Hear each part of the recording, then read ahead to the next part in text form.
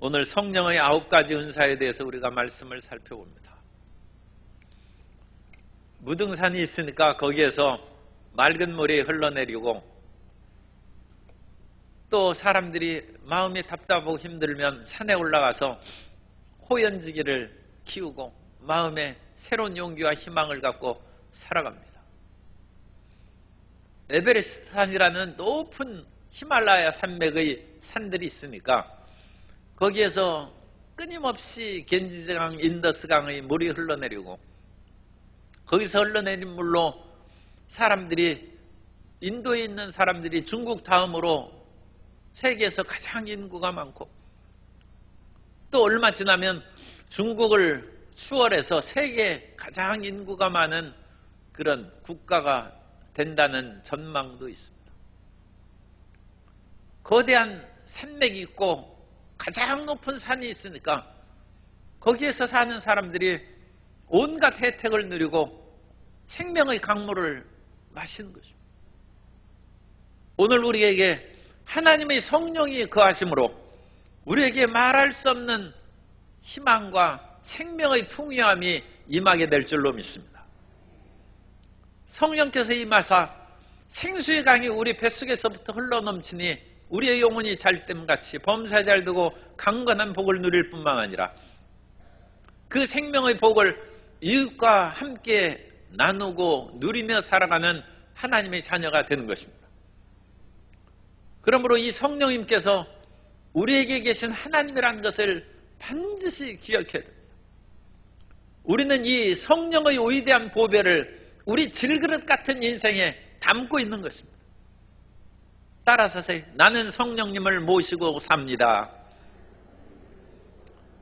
그러니까 다른 데 기웃거리고 다른 데 내가 부족한 거 다른 데서 찾으려고 애쓰지 말고 우리 속에 있는 성령님의 보배가 우리 속에 흘러넘치도록 기도하고 비전을 가지고 전진해 나아가는 성도님들이 되셔야 될 줄로 믿습니다. 그래서 이 성령님은 하나님이시기 때문에 우리가 하나님을 모시고 사는 것이 조심스럽죠.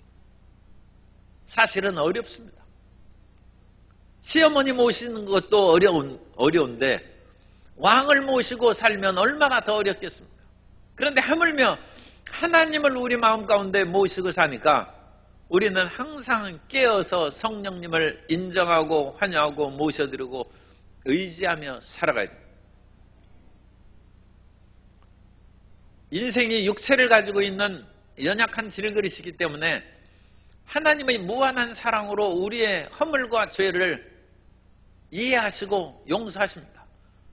그렇다고 우리가 죄 지은 말은 아니지만 우리 죄 짓는데 성령님 못 모시고 살겠다 그런 생각하지 말라는 그런 뜻으로 말씀을 드린 것입니다. 우리가 죄 지어도 더 성령님께 매달려야 되는 것입니다. 더 하나님을 의지해야 되는 것입니다. 그래서 우리의 연약한 중에서도 이 하나님이시고 모든 능력과 권능을 가진 성령님이 우리 삶 속에서 흘러넘치면 그 가운데 우리에게 은사가 다양하게 나타납니다. 은사는 기프트입니다. 선물입니다. 성령님께서 우리에게 무한한 선물을 주신다. 우리가 지혜가 없으면 후히 주시고 꾸짖지 않는 하나님께 구하라. 그러면 주시리라. 성령님께서 지혜의 말씀의 은사를 주십니다. 그래서 가이사에게 세금을 바치는 것이 옳으니까 가이사의 것은 가이사에게, 하나님의 것은 하나님께 지혜의 말씀의 은사가 임하면 이 어려운 세상에서 우리가 올바른 말을 하고 그리스도 예수의 영광을 가리지 않고 크리스찬다운 삶을 살아갈 수 있는 능력이, 지혜가 임하게 될 줄로 믿습니다. 끊임없이 성령께서 우리에게 지식의 말씀을 은사를 주십니다. 그래서 이 지식의 말씀의 은사를 받으면 우리가 알지 못한 것을 행할 수 있는 능력이 나타납니다. 그래서 특별히 어떤 지식의 말씀의 은사가 나타나면 시험 문제도 답안지도 쓸 수도 있고 어디 자기가 물건을 잃어버린 그곳에 어떤 선교사님이 기독교 박해 지역에 물건을 이렇게 보았는데 분명히 도착한 것을 자기가 확인하고 그 나라에 입국했는데 안 왔다는 거예요. 세관에서 내주지 않는 거예요. 그러면 내가 찾아보겠다. 그러니까 그 사람이 여기에 처음 내린 사람이 어찌 그것을 찾겠습니까? 찾아보라고 했어요. 그런데 성령님께서 주시는 지식의 말씀으로 이리로 가고 저리로 굽어지고 우리 내비게이션 안내양도 우리에게 길을 가르치면 처음 가는 것도 우리가 잘 가지 않습니까? 지식의 말씀을 은사가 있으니까 그 물건 앞에 딱 찾아가서 세관의 창고 거기에서 그것을 확인한 적 사람들이 놀란 거예요. 이게 무슨 일이야? 그래가지고 그 물건을 찾고 선교 활동을 잘 수행했다는 그런 보고가 있습니다. 지식의 말씀이 있습니다. 그리고 우리가 이 지식의 말씀의 은사뿐만 그 다음에 믿음의 은사가 이제 나온 것이죠. 그래서 이 믿음의 은사는 일반적인 그 믿음의 은사와 특별한 경우에 믿음의 은사로 나누어서 할 수 있습니다. 우리 모든 사람들은 믿음을 가지고 있습니다. 그래서 그 믿음은 예수님을 구주로 믿는 믿음이에요. 사실 믿음 가운데 가장 중요한 믿음은 예수님을 나의 구주로 고백하는 것이죠. 예수님을 하나님 아들로 고백하는 그 믿음보다 더 강한 은혜가 어디 있겠습니까?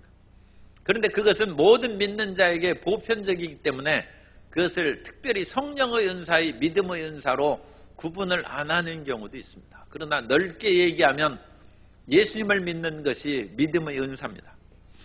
로마서 10장 9절에 보면 내가 만일 내 입으로 예수를 주로 시인하며 또 하나님께서 그를 죽은 자 가운데서 살리신 것을 내 마음에 믿으면 구원을 받으리라. 예수님이 우리 성도님들이 주님이심을 믿습니까?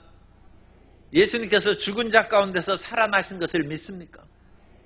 그게 믿음의 은사를 받은 거예요. 아니 가보지 않고 2000년 전에 이스라엘에 살지도 않았는데 어떻게 합니까? 믿어진다는 거예요. 그런데 이 세상에서는 눈으로 보고서도 못 믿는 일들이 많이 있죠. 그러나 우리는 눈으로 보지 않고 손으로 직접 만지지 않아도 믿어지니까 이것이 하나님께서 우리에게 주신 선물이요 은사라는 것입니다. 그런데 이런 은사의 일반적인 모든 예수님 믿는 사람들에게 주신 그런 보편적인 은사 그것 이외에 특별한 믿음의 그런 은사가 있어요. 그래서 이 특별한 믿음의 은사는 초자연적인 능력을 행하는 그런 은사입니다. 여의도 순복음교회가 그 성전이 나중에 비좁아서 성전을 뒤로 확장했어요. 확장하는 데만 수백억 원 들었습니다. 그런데 오늘날 그것을 지으려면 얼마나 돈이 많이 들겠어요. 그런데 물론 1973년에 이제 준공을 하게 됩니다만 지금부터 50년 전이죠. 그때 조인기 목사님이 그 성전을 여의도에 짓기 시작할 때 100만 원밖에 없었어요.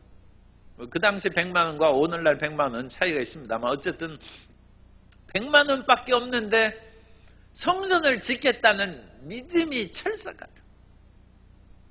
성전 건축을 시작합니다. 물론 어려움도 당하고 석유 파동이 나서 그 건축한 철골들이 녹슨물이 떨어져서 차라리 철근이 떨어져서 내가 죽게 해주옵소서 하고 조영기 목사님이 기도했습니다만 어쨌든 이 성전을 짓는다는 100만 원 가지고 시작하는 믿음의 연습. 사람들은 서대문에서 이사가면 그 여의도에 그 당시에 허허벌판 모래판이어서 비행장도 있고 버스 노선이 없어요. 어찌 그것을 그렇게 하겠습니까? 그러니까 초반에는 저도 여의도교회 다닐 때 마포대교를 걸어간 적이 그렇게 몇 번 있어요. 버스 타기가 어렵고 그러면 새벽 그런 데는 특히 이제 그냥 걸어서 마포대교 상당히 멉니다. 그리고 거기는 그야말로 강바람이 어찌나 춘지 겨울에는 칼바람으로 정말 귀가 떨어지는 것 같아요. 그런데도 믿음의 은사를 주셔서 그곳에 교회를 짓고 성도님들도 또 그곳에 나오는 놀라운 기적의 역사가 나타납니다. 이 믿음의 은사가 나타나면 초자연적인 능력이 나타납니다. 그야말로 이 산더러 명하여 저 바다로 던져오라 하면 그대로 되는 것입니다. 그대로. 하나님께서는 우리에게 믿음의 은사를 주셔서 눈에는 아무 증거 안 보이고 귀에는 아무 소리 안 들리고 손에는 잡히는 거 없고 앞길은 칠흑같이 어두워도 믿음으로 전진할 때 하나님의 기적의 역사를 베풀어 주신 것입니다. 이 성령께서 이 믿음으로, 그러니까 자본이 하나도 없고 뭐해도 하나님께서 하시면 사업 걱정할 것 없고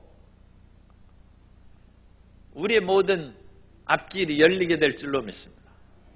믿음의 은사가 있으면 젊은이들이 삶을 포기하지 않냐고 낙심하고 주저하지 않죠.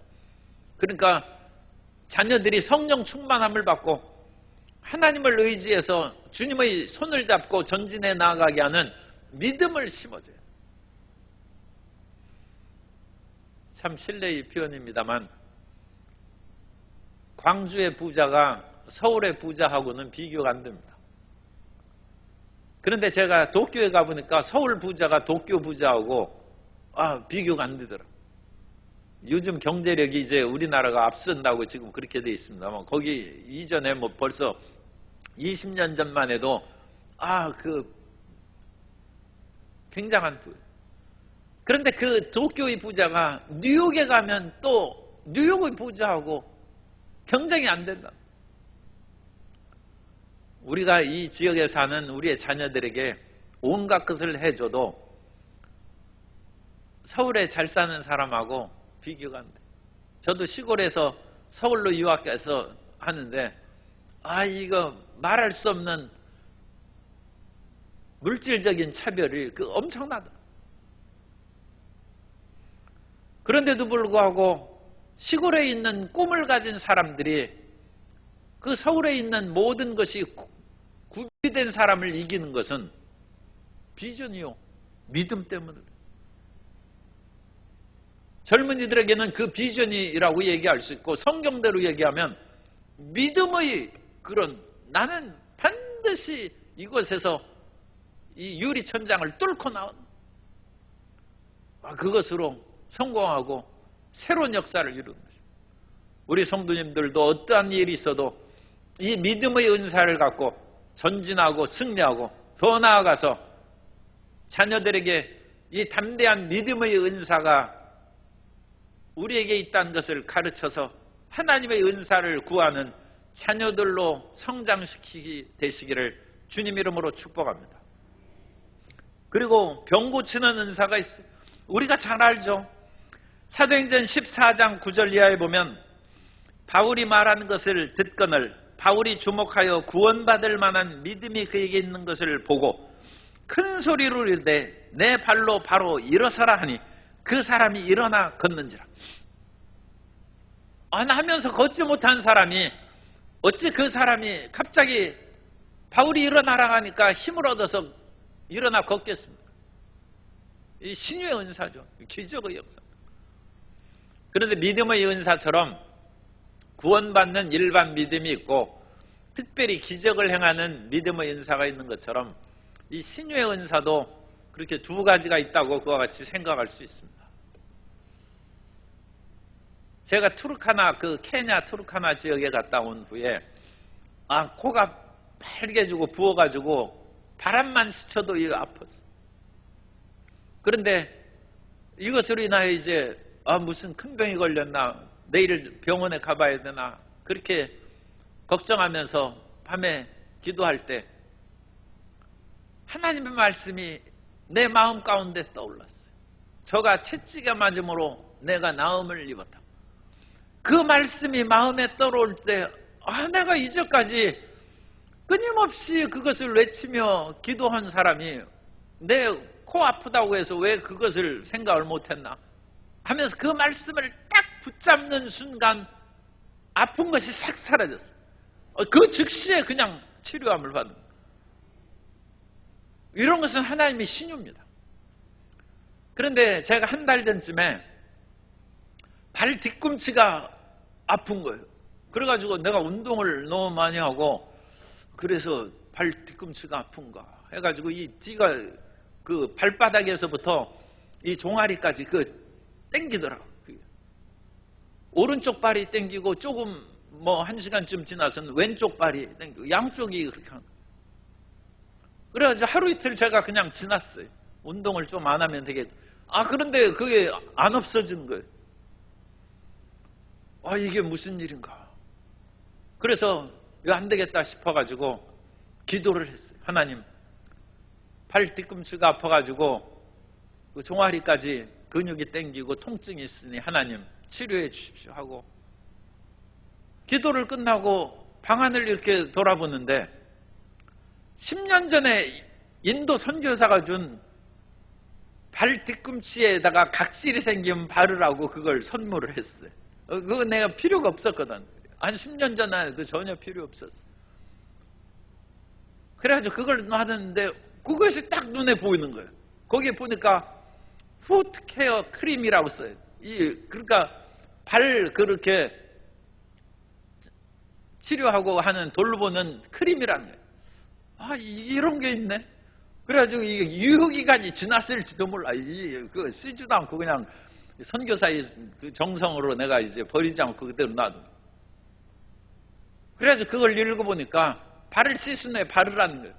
그래가지고 내가 발을 씻은 후에 그걸 발랐어요. 아침에 일어나니까 통증이 싹 사라졌어요. 그러니까 이게 근육이 이상한 것이 아니라 이 발 뒤꿈치가 이게 12월 되니까 날씨는 건조하고 추우니까 그게 갈라졌나 봐요. 발 뒤꿈치 잘 안 보이지 않습니까? 그래서 그게 갈라져가지고 이제 심해지니까 양쪽 발이 통증이 다가왔는데 발 씻고 크림 바르니까 다음날 아침 나았다니까.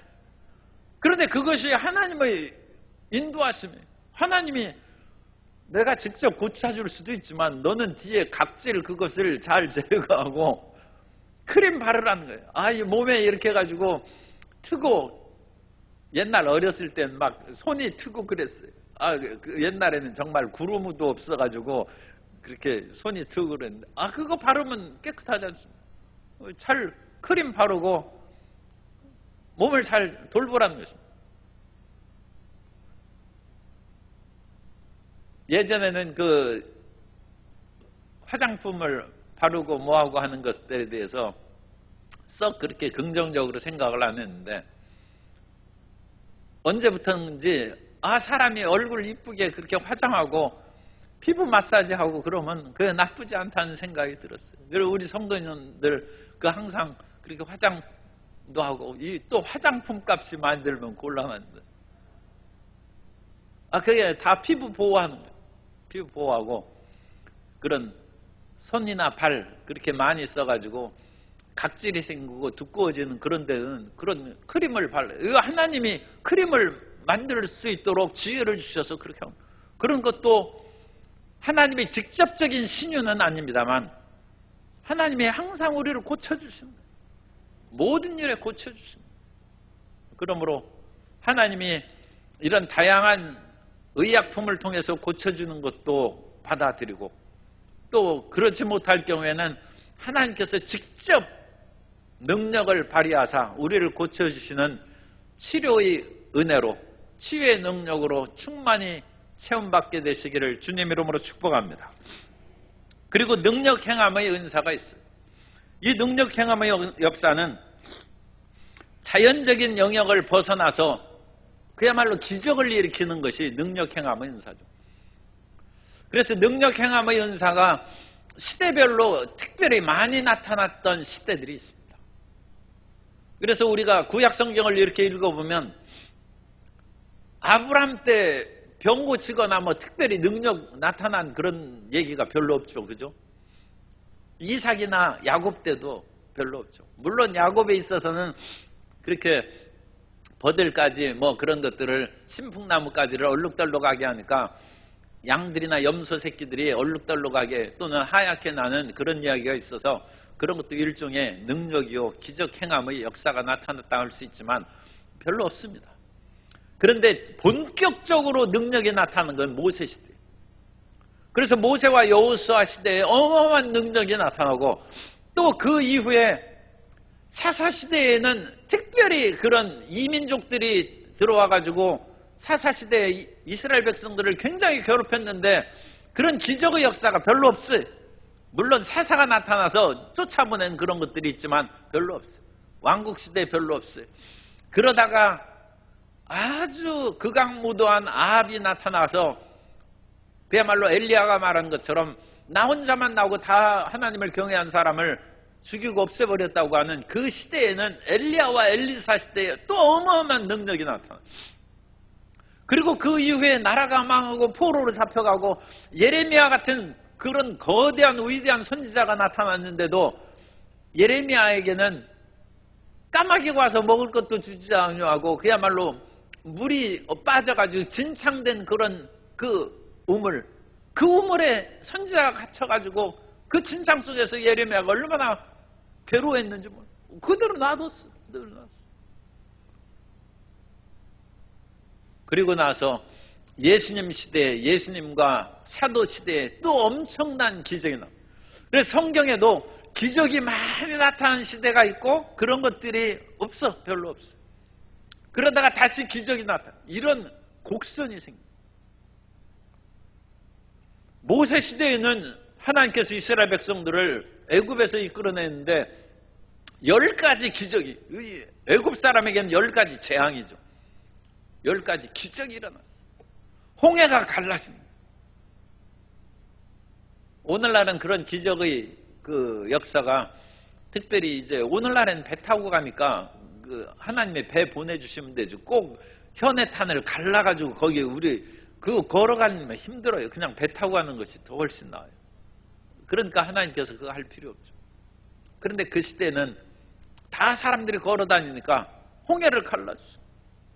하늘에서 만나와 메추라기가 내리고 반석에서 물이 나요. 기적의 시대. 여호수아 때만 해도 여리고성이 그 성을 돌고 외치니까 하나님이 무너뜨려 주시고 한창 정전 중에 해가 지리니까 해와 달이 멈추라고 하니까 해와 달이 멈췄다. 그건 모세 때에도 그런 기적은 없었죠. 인생의 소리를 들으시고 해와 달을 멈추게 한 것은 여호수아 시대. 그러니까 하나님의 뜻에 따라서 여호수아냐 모세가 문제가 아니라 하나님의 뜻에 따라서 이런 능력이 나타나는 것입니다. 그런데 그와 같은 거대한 능력으로 이스라엘 백성들이 가나안 땅을 차지하게 한 이후에는 백성들이 범죄하고 우상숭배하니까 이렇다 할 기적이 나타나지 않았어요. 오죽했으면 그와 같이 믿음 없는 엘리 제사장의 아들 홈리와 비느하스가 하나님의 언약궤를 가지고 전쟁터에 나갔는데 옛날 여호수아 같으면 벌써 전쟁에 이겼겠죠. 그런데 언약궤까지 뺏겨버렸어요. 믿음을 가지고 진실하게 하나님을 섬기며 살아가라고 교훈하기 위해서 하나님이 안 도와주십니다. 왜 가짜 홈리와 비느하스에게는 역사하시지 않는 거예요. 그런데도 불구하고 백성들이 믿음을 갖지 아니하고 그렇게 살아가니까 이제 국가의 번영을 위하여 아합이 이세벨을 아내로 맞이하여 그야말로 페니키아, 그 당시 지중해 무역의 최강국이 페니키아입니다. 이 베니게 사람 시돈왕 엣바알의 딸 이세벨을 아내로 맞이하여 국가의 부흥을 이루었어요. 우리가 외국 자본을 끌어들여서 국가의 부흥을 이루는 것은 상당히 신중을 기해야 되는 것은 국가가 사람이 먹을 것이 있어야죠. 젊은이들이 일할 때가 있어야죠. 아주 중요한 문제입니다.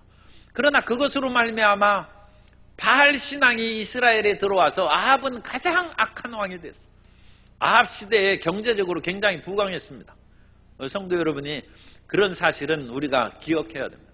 아합 시절에 항구도 건설하고 군사력도 강해서 주변 나라들과 전쟁하는데 많은 지원군도 보내고 강성한 나라를 만든 것이 아합 시절입니다. 그러나 하나님에 대해서 가장 악한 왕이라고 평가된 것은 바알과 아세라 신앙을 받아들여서 하나님을 믿는 사람들을 핍박하고 오죽했으면 엘리야가 나 혼자만 남았다고 했겠습니까? 물론 숨은 7천 명이 있습니다만, 그런데 그때 하나님이 기적을 엘리야 시대에 하늘에서 불이 내린, 사르밧 과부의 죽은 아들이 살아나고, 그 제자 수넴, 엘리사 시대의 수넴 여인의 아들이 살아나고, 엘리사도 무수한 기적을 행하고, 나환자인 적군 아람왕 나아만의 병도 엘리사 시대에 고쳐주고, 기적이 무수하게 나타나. 그런데 그 이후에 또 별로 없어. 그러다가 예수님께서 이 땅에 오신 후에 예수님께 나오는 사람은 다 고쳐, 각색 병자를 다 고쳐주시고, 베드로도 성전 미문에 나면서 걷지 못한 사람을 손 일으켜서 치료하고, 죽은 도르가 다비다를 다비다쿰, 다비다야 일어나라 하니까 죽은 다비다가 살아났어. 그런데 그 이후에 몇 세기가 지나가면서 이런 기적과 능력이 나타나지 않았어요. 그래서 이런 기적은 처음 하나님의 그런 교회를 세울 때 특별한 기적을 베푸신 것이고, 성경을 기록할 때 성경 말씀이 진실이란 것을 입증할 수 있도록 성경 말씀대로 그대로 시행했다. 성경 말씀대로 일어나라 하면 일어나도록 성령께서 역사하셨는데, 그 뒤에 성경이 완성되고 성경 말씀을 믿고 살아가는 시대가 되면서부터는 이런 기적의, 그러니까 증거의 역할이죠. 성경 말씀이 하나님 말씀이라는 것을 입증하는 역할을 하는 그 필요가 없었기 때문에 기적이 사라졌다. 그래서 은사 중지론까지 생기게 되었어요. 그러나 오늘 우리 오순절 교회에서는 그렇게 해석하지 않습니다. 그런 것들이 이 부침이 있는 거예요. 이 잘 될 때 있고 내릴 때고 또 오를 때가 있고. 예수님 당시에 기적이 일어났던 것이 중세를 지나면서 낮아졌는데, 다시 그것이 18세기, 9세기 부흥운동을 통하여 능력과 기적이 나타나기 시작해서 20세기부터 늦은 비 성령운동이 임하게 됩니다. 그래서 21세기부터 늦은 비 성령운동으로 말미암아 다시 능력의 은사가 나타나, 기적 행함의 역사가 나타나고, 오늘 우리는 그 시대에 살고 있습니다. 오늘 이 시대에도 하나님께서 부어주셔야 휠체어를 타고 온 사람이 일어나죠. 조영기 목사님이 그 러시아에서 복음할 때 러시아 그 지역의 공산당 서기장이 휠체어를 타고 왔는데, 그 사람 보고 일어나라고 하니까 그 사람이 일어나서 휠체어를 들고 뛰었어요. 블라디보스톡 성에서 그런 기적이 나타났어요. 신앙을 갖지 않는 공산당 서기장입니다. 하나님의 역사로 말미암아 위대한 구원의 역사가 20세기 이후부터 늦은 비 성령운동으로 우리에게 은혜를 주십니다. 그러므로 능력 행함의 은사가 오늘날 우리 가운데서도 여전히 나타나고 임하게 되도록 기도해야 될 줄로 믿습니다. 그래서 우리는 중요한 것은 믿음을 갖는 것이죠. 능력 행함을 보고 그것만 쫓아다니는 사람이 있어요. 그래서 그 능력 행함을 보고 쫓아다니는 성경에 유명한 사람이 마술사예요. 그래서 사마리아에서도 마술사가 그거 보고 나도 돈을 줄 테니까 이 능력을 달라고 그렇게 얘기했다가, 이 다음에 이제 나옵니다만 베드로한테 아주 그 혼을 나오고 그랬죠. 그래서 그것은 이제 영분별의 은사니까 이왕 나왔으니까 말씀을 먼저 드리겠습니다. 그래서 사도행전 8장 22절 이하에 보면, 그러므로 너희 이 악함을 회개하고 주께 기도하라. 혹 마음에 품은 것을 사하여 주시리라. 내가 보니 너는 악독이 가득하며 불의에 매인 바 되었도다. 그 사마리아의 마술사가 성령 받는 것을 보고 돈으로 그것을 살려고 했다가 베드로한테 이 책망을 받는. 베드로가 보니까 너는 이 능력만 탐하고 그러는데 내 속에 있는 그런 악한 마음을 회개하고 돌이키라. 그러면 혹시 하나님께서 용서해 주신다. 그런데 내가 보니까 너 속이 새카맣다는 거야. 영분별의 은사죠.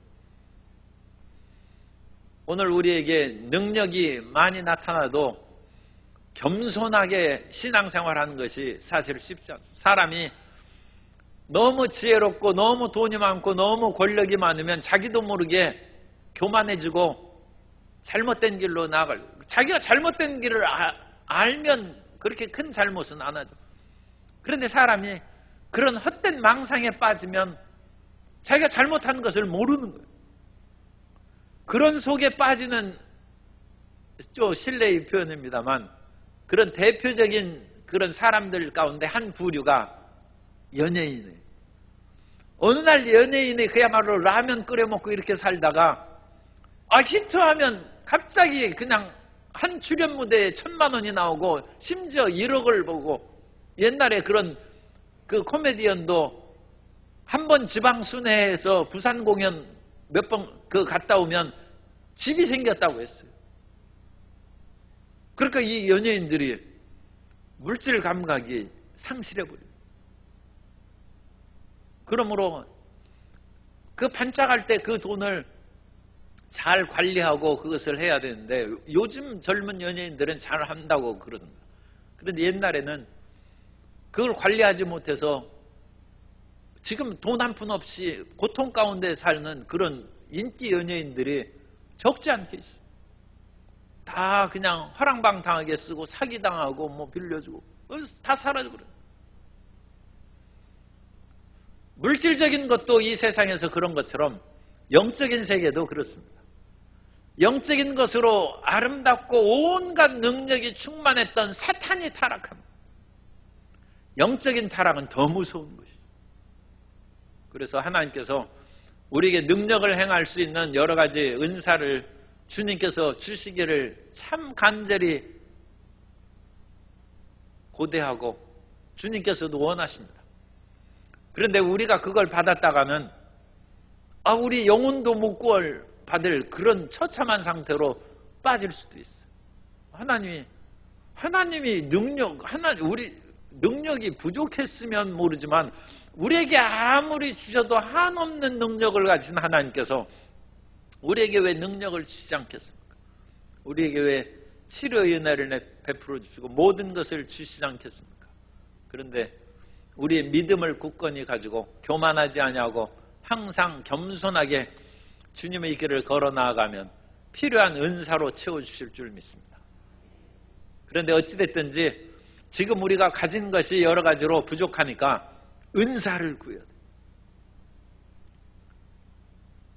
돈도 조금 구해야 되지만 오늘의 초점은 그게 아니니까 돈 구하지 말고 은사를 구하라. 지금 물고기 구하지 말고 물고기 잡는 법을 구하는 것이죠. 그래서 하나님의 복을 받으라.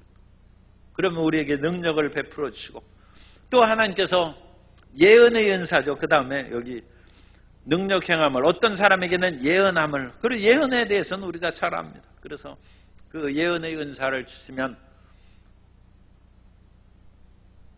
구약시대에 수많은 예언자들이 가장 중요한 예언이 뭐겠어요? 가장 구약시대에 중요한 예언은 메시아 예언이에요. 예수님이 오신다는 것을 예언하는 것이 가장 중요한. 그래서 구약의 그 예언자들이 수없이 얘기하고 처녀가 잉태하여 아들을 낳을 것이다. 이사야의 예언이 있고 그분은 영존하시는 하나님이라. 그 예언이죠. 예수님이 하나님이신 것을, 사람의 몸으로 태어난 그분이 하나님이신 것을 이사야가 예언하면서 자기도 이런 것이 무슨 일인가 잘 아마 이해를 못했을 거예요. 왜냐하면 하나님이 사람이 된다는 것을 누가 알 수 있었겠습니까? 그런 그 거대한 메시아 예언이 가장 중요한 성경 예언이고 그 가장 중요한 성경 예언대로 예수님께서 또 하늘에 올라가신 그대로 우리에게 다시 오실 줄 믿습니다. 메시아의 예언입니다. 그 재림의 예언, 그거에 대해서 오늘날 별로 얘기 안 하고 강조 안 할지라도 사람들은 하나님의 역사하신 이 역사의 시작과 마침에 대한 아주 중요한 말씀인 것을 잊지 않게 되시기 바랍니다.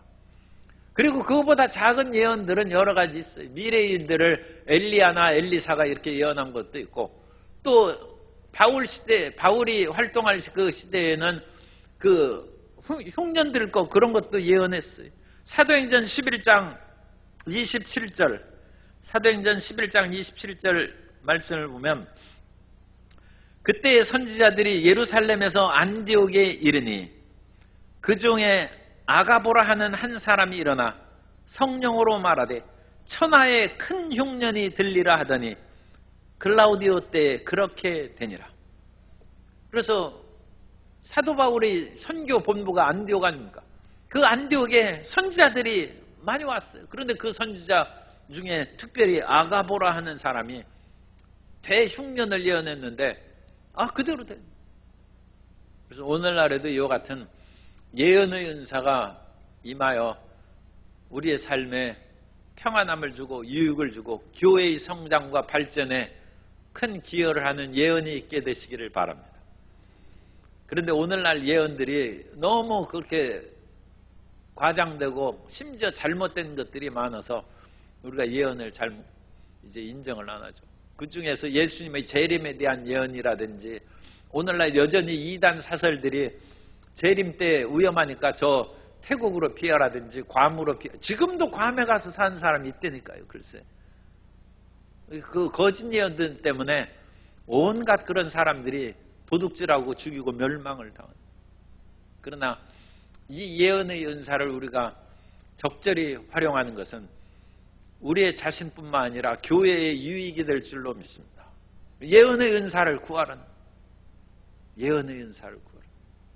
예언의 은사가 임하여 하나님의 영광을 드러내는 우리 교회 되시기를 주님 이름으로 축복합니다.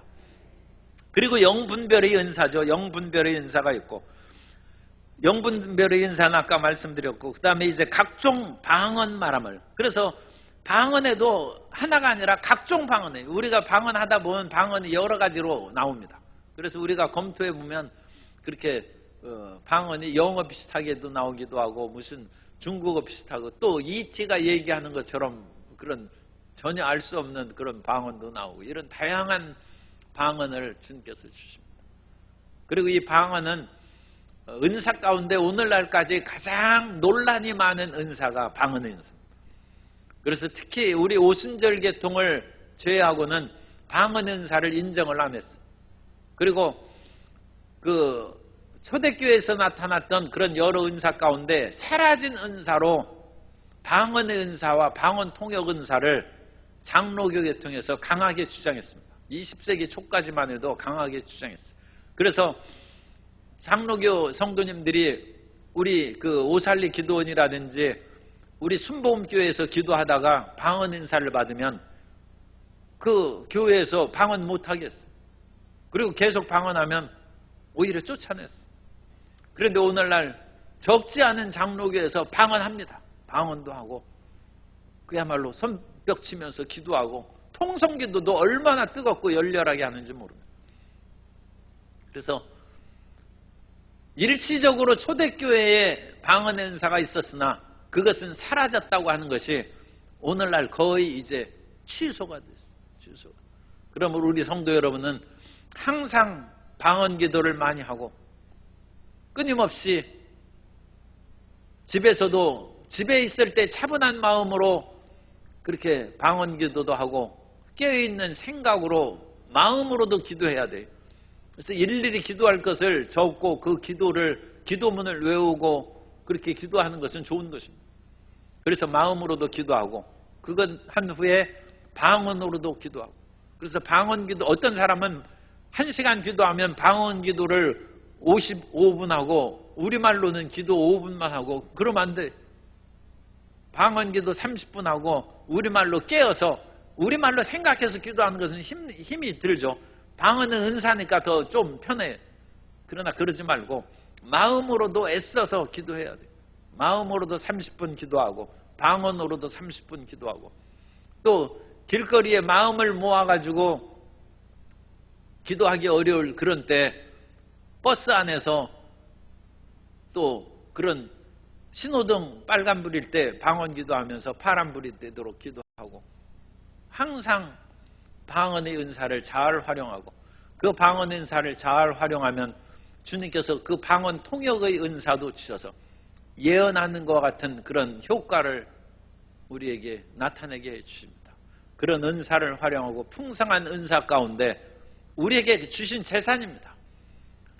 우리에게 주신 이 재산을 잘 활용하고 그 재산이 풍성한 강물처럼 흘러넘쳐서 우리의 삶과 우리의 가정과 이웃에게 유익을 끼치는 우리 모든 성도님 다 되시기를 예수님 이름으로 축원합니다.